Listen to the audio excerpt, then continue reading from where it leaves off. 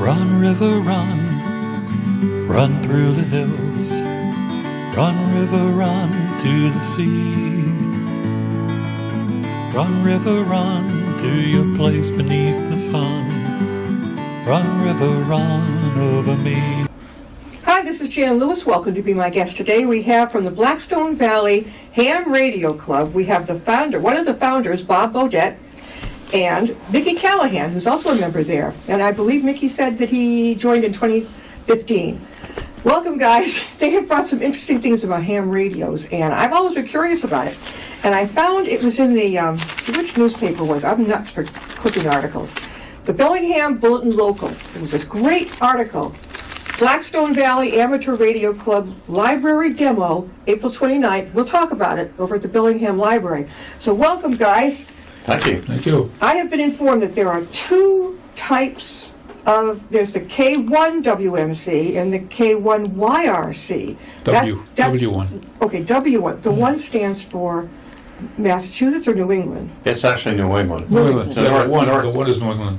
Yeah. Bob, tell us about when this was first founded. You were one of the founding members. Well, that was back in 1953. In 1953, I was a little younger, and I don't think some of us were born yet, but that's okay. I was the kid of the group, Yep. and everybody else was older than me, and I would tag along as the bothersome little kid. But we, half a dozen hams or so, got together, and we said, we ought to do things together, participate in contests or outings or demos or something. And one thing led to another. He said, we ought to form a club. Yeah. So we did. Elected officers and everything else. I wasn't old enough to be an officer, so I just was a member.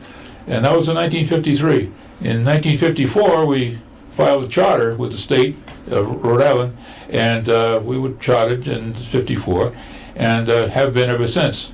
But anyway, and incorporated as well. So anyway, that's what we did, and all the other founders, charter members, are gone. They've become what we call silent keys. Yeah. A silent key is a key that doesn't send code anymore. Yeah. And they're all gone. Yeah. But that's the founding. What made you get into this?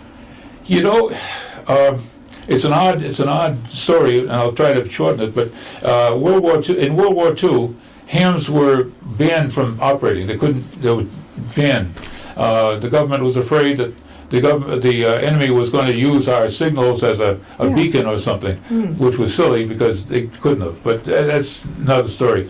My father was a pharmacist, owned his own drugstore, and he would come home from work quite late, 11 o'clock at night, and I would sneak downstairs with my dad. We used to listen on the old Atwater Kent radio to hams getting back on the air in 1945 now, late 45, 46.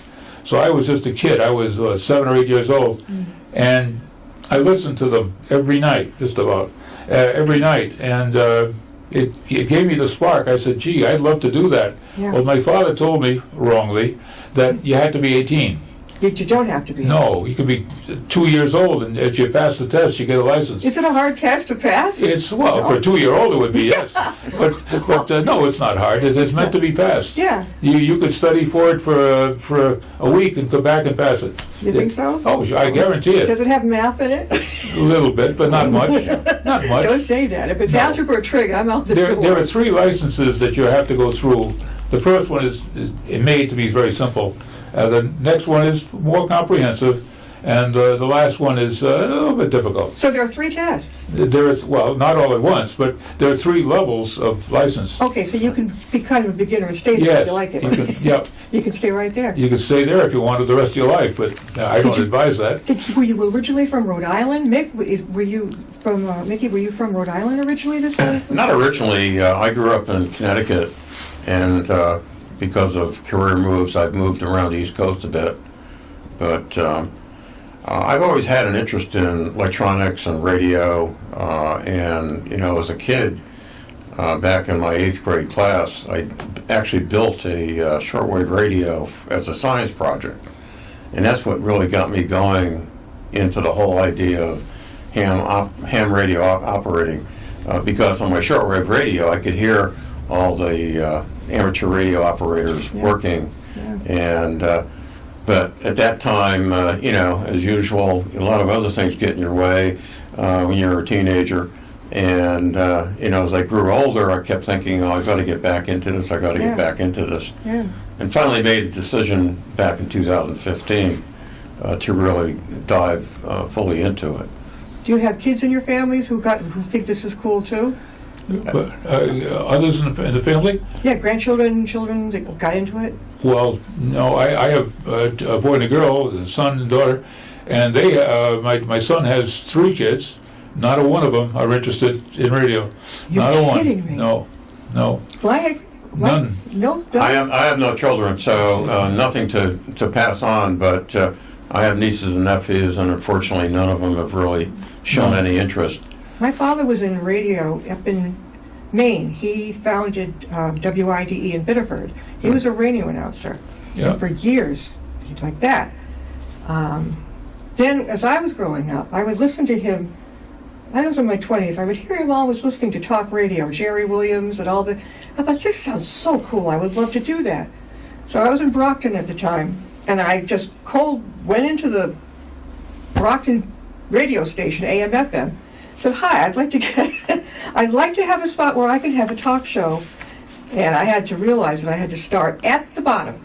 So they put me as a country music FM DJ from was it 7 to midnight? And I had to have it's not the greatest streets at night. I had to have an escort out with me at nighttime. Mm-hmm. But of his 2 kids, I'm the one that went into radio. Mm-hmm. Fascinating. Absolutely. He went to Emerson. Don't they have a broadcasting major there? They do. Yes. They do indeed. Yeah. Okay, that's where he met Mom in English class. She was going into theater. Kismet. Now, you brought a lot of some things with you, Mark, that you could talk about with us about ham radio. What I have here is actually a very inexpensive two-way radio. For the viewers, they may think it's just a walkie-talkie. Well, in some ways it is, but it's designed to work at frequencies that ham radio operators are allowed to work in. The FCC, as well as the world body that governs radio frequency spectrum, limits us to certain bands. We call them bands or frequencies. And this one in particular represents a radio that can communicate on what we call the 2-meter band. And for under $100, someone just getting into the hobby doesn't feel that they want to invest initially in more equipment, you can get on the air very easily with a radio such as this. And you can actually, I can picture you have to have there's a picture of Bob in the, here it is. Yeah. In the early stages, and you have a whole setup. But you can talk to each other on that? Well, again, you're limited on the radio frequencies that are allocated. And generally, for someone who's just getting out, where they're at the low level of qualifying, as we pointed out with the 3 levels of tests that you take, it's called a technician's license. And the frequencies that are allowed on this radio, a technician can use those very easily. And of course, there is a network of what we call repeaters. And so, while you might be talking to someone across town, another ham across town, you can also program it to get onto various repeaters, and that will allow you to repeat your signal and get it out much further. And the country is spread out with multiple repeaters, so it's possible that you can talk to someone across country with this without difficulty. Bob, you said you talked with somebody in Europe today? Well, not using something like this. No, but your whole setup? Yes. I was on the air this morning with talking, logged about a dozen or so Europeans this morning, yeah. What country? Oh, I don't know, Finland, Denmark, England, Germany, France. How about Scotland? Scotland wasn't on this morning. No, Ireland was. Ireland? Ireland and Northern Ireland both, yes. Yeah. Well, Yeah. Mickey, you fit right in. Mickey Callahan, Oh, yeah, right? sure. They say, Yeah, I've talked with many people from Ireland Yes. over the years. In fact, I was on the radio this morning. I talked to a gentleman in Croatia. Yeah. Yes. And, just to give you an indication of what's possible, A lot of our communications depends on what we call propagation conditions in the upper atmosphere of the world, and so we're also relying on the sunspot activity, which is on the uptick now. Yeah. We're in that increase in 11-year cycle, which actually helps propagate radio frequencies, communications for us. So it's not unusual to get up early in the morning and talk with Japan, Australia. Awesome. Ladies, I was also told that you can also join the Ham Radio Club. Absolutely. How do they get a hold of you if they're interested? Well, you can find us online at www.w1ddd.org. Yeah.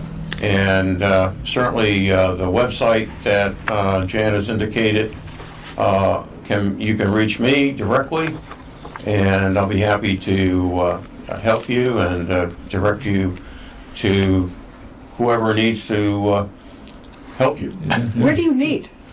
Well, we meet. We have met in different places, but currently we meet in the Polish National Church right on the town line of Woonsocket in North Smithfield, in the basement. Is that near was it 122A or 146? 146A. Yeah. Yeah. That's where we meet on the last Monday of every month. Okay. And except the summer, and we meet there. We have, I don't know, at the last meeting I think we had 35, 40 members that attended. What's the time? What time do you have to be there? Well, the meeting starts at 7 o'clock. In the morning or night? Oh, no, the evening. That would let me out. It's in the morning. No, night. Okay. Yeah. And it lasts usually an hour and a half, something like that. What do you actually sit around and talk about new things you've heard about and everything? Well, the business of the meeting, like any other club. I mean, business meeting. It's a business meeting, and then we usually have some sort of either a show and tell or a little demo or something at the end of the meeting to show something that somebody has built, Mickey has built, or some other people has some great interest in what we call QRP, which means very low power. Yeah. And they build little radios that size that can communicate completely on their own and communicate across the pond. Into Europe, into Africa, Asia. I love that. Running 5 watts. Oh yeah, but the whole secret is operator skill and the antenna. I got a question for you. My father used to have a Telefunken, one of those probably very expensive, I don't know, but it was big Telefunken radios, and I think he could pull in. He wasn't a ham radio, but he could just press the buttons, sure. And then you'd hear this drrrr, like a drone. Yeah. So I was a kid, and he told me that was a ship going by. I don't know what it was, but it was big. I don't know where it went, but it's big. And I remember as a kid, Telefunken. You've heard of those? Oh yes. What were they? Were they just specially hyped up radios? What were those? No. The shortwave radios. They were. Yeah. Oh yeah. That's a German company. Okay. And that's a motor-driven. They go to what they call presets. Yeah. Those are preset. You set it up to get Radio Moscow or the Voice of London or something or other, whatever the frequency was. Yeah. And he set it up for that, and then hit the button, and it went to it. This is fascinating. We've been talking with Bob Beaudet, who's one of the founding members of the Blackstone Valley Ham Radio Club, and Mickey Callahan right beside him. He's a member since 2015. Tell us about now, again, where you're going to be doing the demo at the Bellingham Library. Okay, well, we're going to have a number of radios set up. We're actually going to be making communications, hopefully, as the day goes by. As I said, 2 radios will be set up. We'll be working on different bands, so we don't interfere with each other. Yep. And we're going to try to encourage the public to participate. We like them to get on the radio, and what's interesting, I'll tell a little quick story. We did this a couple years ago before the COVID pandemic, and we set up at the library, and the very first contact we made, believe it or not, was another library in Illinois. They were doing, another ham radio club was doing the same thing. They're doing a demo. Coincidentally, yeah. What year was this? When did this happen? This was back in, I'm trying to think now, it was about 3 years ago. Oh 3 years my ago. God. Yeah, 2020, I guess. Yep. So but we're hoping that we can get across the Atlantic and possibly down into South America, just to impress people, to show you that this can be done. Yeah. And we have a communications trailer that is loaded with radios and other equipment to support it, and then we're going to have some displays and handouts inside the library in order to interact with people on the inside as well. Yeah, that Bellingham Library. Can you sign? I'm sorry. I'll turn this thing off. Hang on, people. We have a talk about communication. All right. Okay, good. The Bellingham Library is a really nice library. I would think also, now I've given presentations at the Blackstone Library, but have you guys been over there? No. Yes, they've got a nice big events room. Does Bellingham have the events room, or will they be clearing a space for you? There's an events room, and in fact, it's actually in conjunction with what they call a business expo that the library is sponsoring. And so we're going to be there with other businesses from Bellingham, just coincidentally. And when we chose the date, we thought it would be apropos because, number one, this is National Library Week. Yeah. And we're going to try to promote that on our communications. Secondly, we thought that we would get more public interested, being that they would be there for other reasons. So we thought we'd take advantage of the situation. I know. I help many authors get out there and get noticed, book authors. And I'll say, well, now there's a business expo or there's an arts and crafts fair. And they look at me like, why are you sending me to those? I'm an author. Because you're going to stand out. It's not going to be every single desk is an author. They're going to come by and go, "Oh, you're not the oil company up the street." They're going to see it. Right.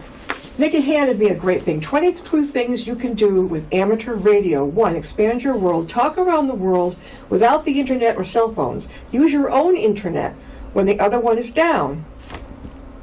That's so cool. Yeah. Send your voice, text and pictures. You can send your pictures. Mm-hmm. You can send a selfie to unusual places both near and far. Oh, not As well as video. As well as video. Yeah. Sure. You can make a lot of friends this way, right? Sure. Hopefully Oh, all yes. good friends. Oh, yes. Create your own network of ham radio friends, Jan, and send instant text messages without cell phones. Now that's generation the kids now. You don't have to have text. How do you do it without texting it? Well, because you don't use the internet. We use your own radio. internet. We radiate our own signal. We don't use the internet at all. Does the government, let's just say, God forbid, we're in another crisis like 9/11, but somehow or other we see it coming. Do they often look to the ham radio guys to help underground get messages through somehow? Absolutely. They do. In fact, there is an organization. Excuse me. There is an organization called ARES. It's actually short for Amateur Radio Emergency Service.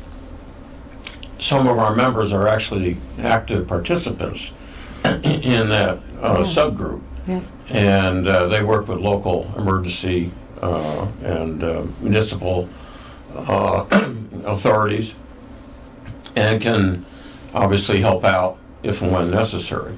Yeah. So we're a subgroup that can assist when we're called upon. For instance, the Red Cross. Yeah. In fact, some hams were down in Puerto Rico a number of years ago when that hurricane hit them very badly. Yeah. The whole island was out as far as communications, and so hams went down there from the U.S. and set up temporary communications links between emergency crews as well as hospitals and other groups working to assist the Boy, is that populace. needed, huh? This is comforting to know. Talk about needed. On 9/11, you know the all the radios, the repeaters that Mickey was talking about for the police, fire, trucking, emergency services, everything in New York, in Lower Manhattan, was on top of that building. So when one of the buildings came down, all that service for Lower Manhattan went off the air because they had no more service. There was a ham group out of New Jersey, as I understand, that made their way into the 9/11 area, the area, and within an hour, hour and a half of the incident, they had set up communications around the perimeter Yeah. for the police and fire to use, and emergency services too. And they used radios such as Mickey has Yeah. to go from street corner to street corner to street corner to street corner. They had their own network set up within minutes. Why is it we couldn't have heard the great work that the radio club did? We never heard about it. Well, Why? they don't publicize it. They just do it. They just do It's it. a We're great just there. thing. These kids coming up, and even people of any age. What's the age range of people who join the club?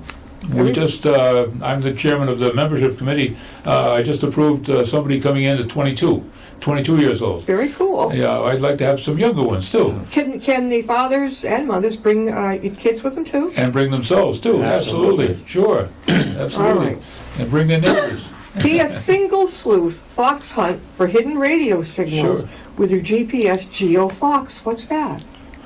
Well, actually, it's a radio, a low power radio that's put out, perhaps say in a park or forest somewhere, and then a group of ham operators will use their individual setups to track where that signal's coming from. Yeah. And of course, the first one to get there is the winner. Wins the prize. Yeah. And If it's you're on more your for bragging rights. So. If you're on your ham radio set, right, and you hear somebody telling you from across the country or across the world, there's something coming at the United States or something like that, do you have direct contact with, say, our president or the guys in Washington who need to know ASAP?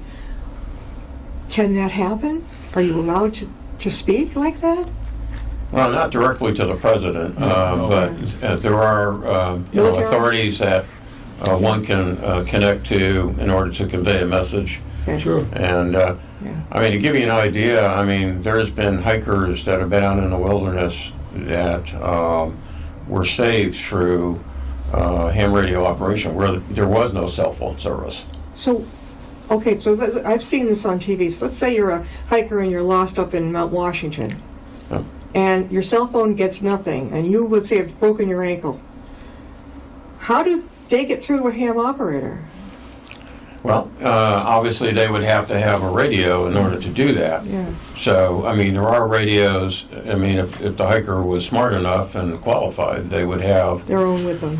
a radio such as this, I like that, yeah. as a backup to their cell phone. Yeah. Or in some cases, hams get involved in search and rescue, where, a hiker may be known to be in a certain area, and so the local authorities coordinate with the search and rescue team using devices such as this. It sort of must be an honor to get called. Let's say one of the wildlife, what do they call it, game wardens, like up in New Hampshire or in the North Country. They give you guys a call and say, we need your help. Well, they have their own radio system as well. Okay. Yeah, I okay. mean, we're sort of a backup to them, This is and, awesome. yeah. Talk through satellites or with astronauts. You're kidding. On board the International Space Station? Absolutely. Sure. Yep. Sure. Oh. And it can be done. And it can be done Yep. with this type Yes. of radio. And I mean, if you want to talk to the International Space Station, you have to set up an appointment or a schedule, because pretty much all the astronauts on board are ham radio In fact, operators. that's a also. requirement. I didn't know That's that. part of Yeah. the astronaut training, Yeah. to get a ham license. You have to have a ham license to be an astronaut. Absolutely. Well, the other way around. You get your ham license, then you become an astronaut. Oh my Yeah, God! yeah. That's news for everybody. Oh my God! They want the astronauts to have a ham license. Yes. All right, now investigate the many new combined radio-internet communication techniques. Try a new sport, radio sport, complete on the air for awards and fun. Right. What's that? Right. Making contests. How many contacts can you make in a weekend? Usually it's a weekend. Yeah. How many contacts you make times the number of countries. For example, you make 100 contacts in 14 countries. Yeah. So 100 times 14 is whatever the score is.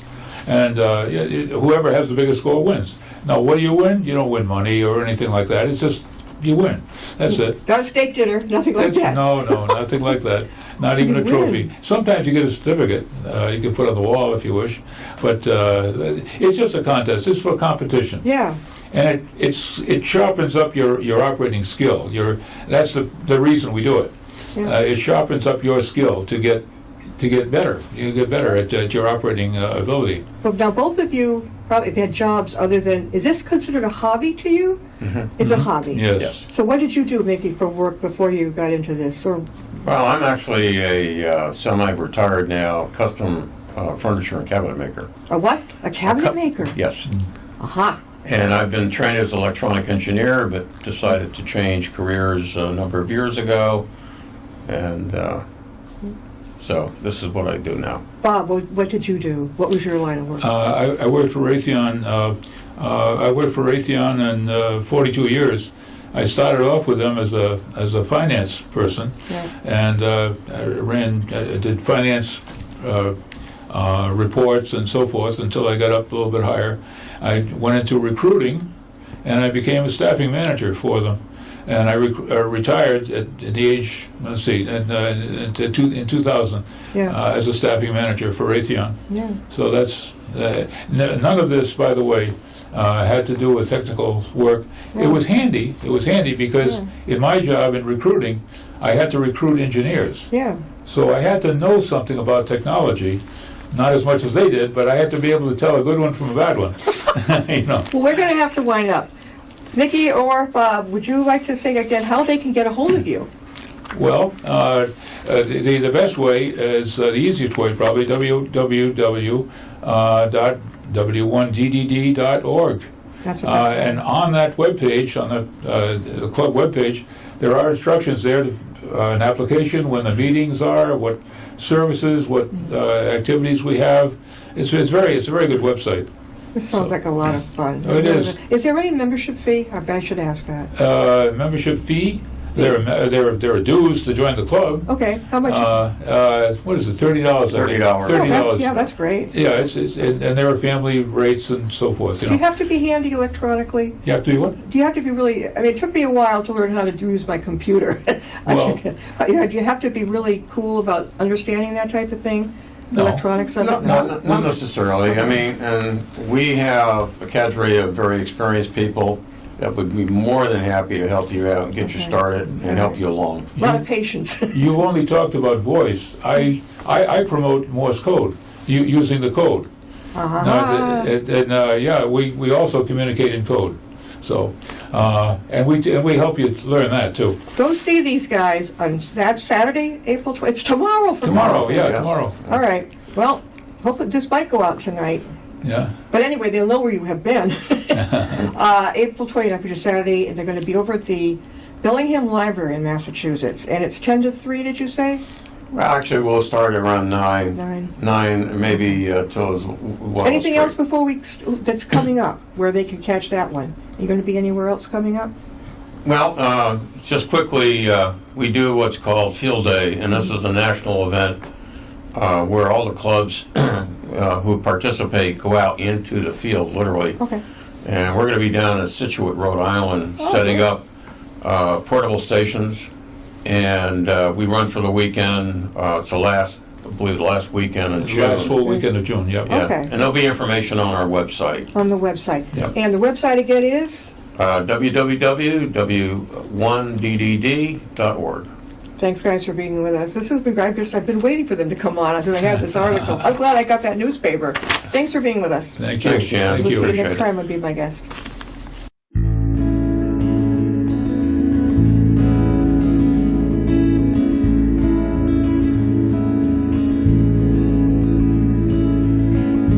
Riding on a shooting star, heading out toward a dream. Tomorrow's even closer than it seems.